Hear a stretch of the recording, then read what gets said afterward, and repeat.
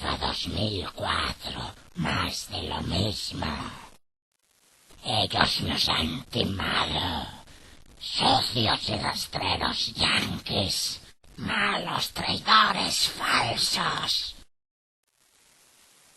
¡No! ¡Mola! Sí, se aprovechan de que eres un friki. Te engañan, mienten.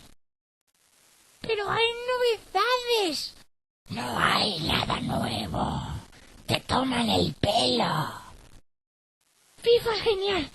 Y hay novedades. Pro Evolution Soccer. No. Konami. ¿Y los gráficos? ¿Los gráficos? Pues es el juego más realista.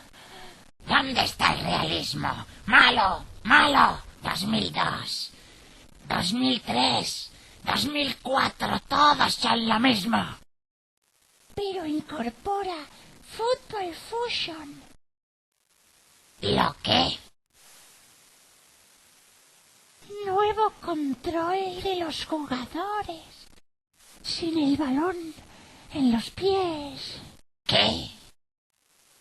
Y el Pro Evolution no tiene las licencias. Ah.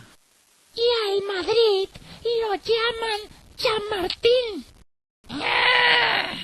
Pues a mí me gusta el FIFA.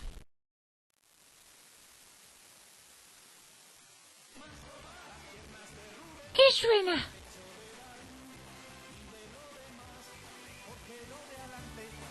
Es la banda sonora de FIFA 2004. Futbolistas, naturistas